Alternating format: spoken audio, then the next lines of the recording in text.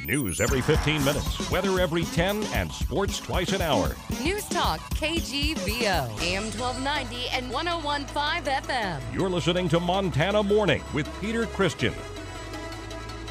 Mineral County is facing a $400,000 budget shortfall. Good morning, everyone. Montana Morning. It's Tuesday, July 12th, 2016. Looking outside my patented exclusive weather window, what a difference 24 hours makes.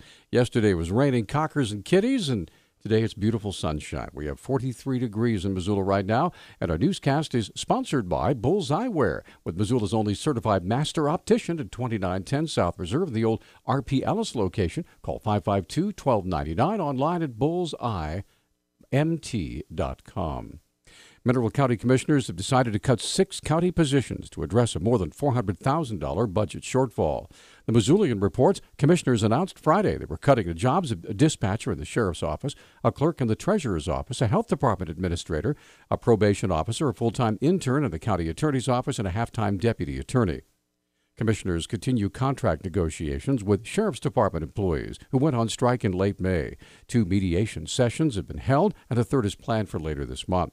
Sheriff Tom Bauer says commissioners will initially wanted to cut a deputy's position, but he explained state law would not allow them to fill that post with a reserve deputy. It was not immediately clear when the reductions will take effect.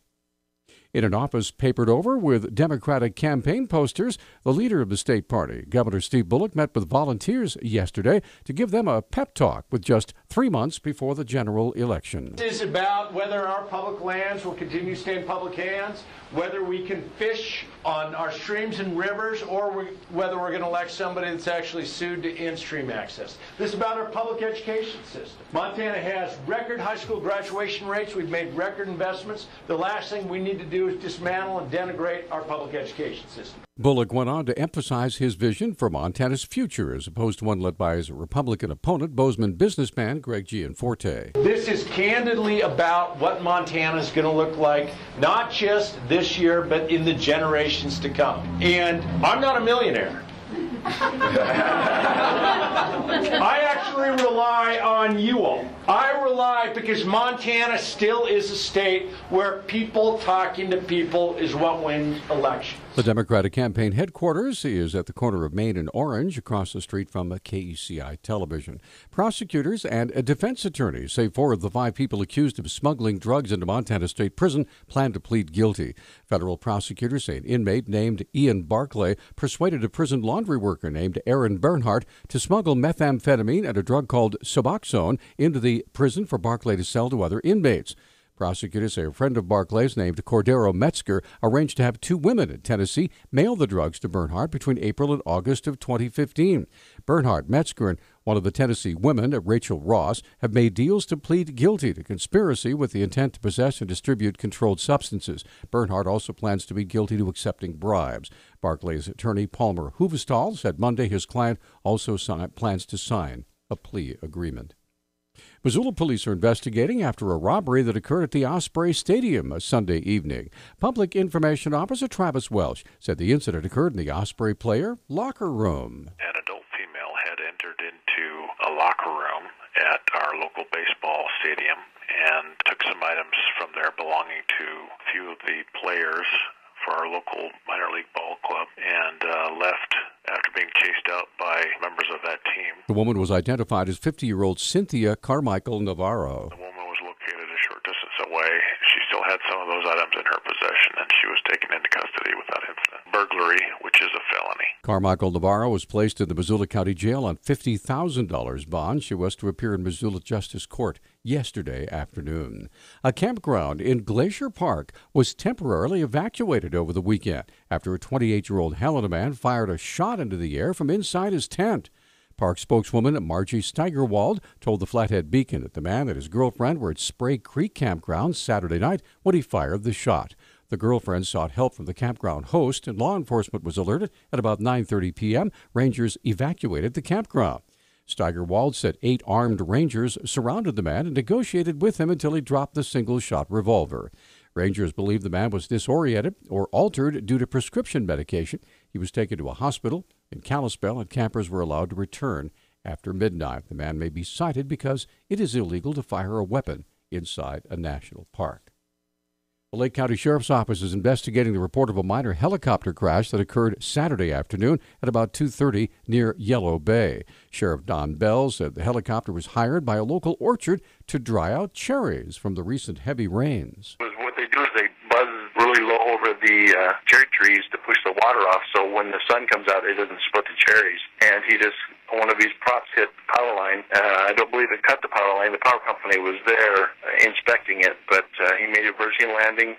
Bell said the aircraft landed safely next to the orchard where it was working. I talked to the pilot, and he said that he hit one wire on a power wire and made the engine stutter, and he said he was out of control for approximately 4 seconds and then got under control and did an emergency landing. Bell said there were no injuries reported. The power company was there, but Bell said there were no power service interruptions due to that incident. The State Health Department has reduced the fee it charges to obtain or renew a medical marijuana card from $75 a year all the way down to just $5. Department of Public Health and Human Services spokesman John Ebelt said the old fee brought in more money than was needed to operate the registry. The Billings Gazette reports the lower fee went into effect Saturday. Montana had about 13,000 medical marijuana card holders in June, down from a high of 30,000 back in 2011. Beginning August 31st, Montana medical marijuana caregivers will be limited to just 3 patients. However, in November, voters may be asked to consider 2 related initiatives, one that would lift the 3-patient restriction and another that would repeal the medical marijuana law. Supporters say they have gathered enough signatures, but neither initiative has been confirmed yet for the ballot. Superintendent of Public Instruction Denise Juneau responded to Montana Attorney General Tim Fox yesterday after Fox joined a federal lawsuit over Title IX guidance to schools. It's curious how Attorney General Tim Fox is wasting taxpayer money by joining a lawsuit against the U.S. Department of Education, because here in Montana we actually believe in local control of schools and we trust our educators to do the right thing for all students. So I think it's wrong for Fox to politicize this guidance on how schools should implement Title IX, because those decisions are best left at the local level and there's no need for these frivolous lawsuits. In May, the U.S. Department of Education and Justice issued joint guidance to schools to ensure the rights of all students, including transgender students, are upheld. It's all about the restroom subject. Last week, Montana Insurance and Exchange Commissioner Monica Lundeen announced higher rate requests for the 3 health insurance providers on the Affordable Care Act's marketplace. Senator Steve Daines responded to the rate request yesterday. President Obama promised that Obamacare would drive down the cost of health care premiums, but instead we are seeing astronomical proposed increases for Montana. Obamacare continues to take money out of the pockets of hard-working Montana families with no relief in sight. Obamacare is failing Montanans, and we must repeal it. Lundeen said Friday that her office will be holding a hearing in Helena on July 26th. Our News Talk time now, 6:13. Newstalk, KGVO. Missoula's official weather station. Mostly sunny skies today with an isolated shower or thunderstorm during the afternoon. Highs will be in the mid to low 70s. Lows tonight will drop back into the upper 40s. Mid 70s on Wednesday, low 80s Thursday and Friday. I'm meteorologist Brooke Foster, KECI 13.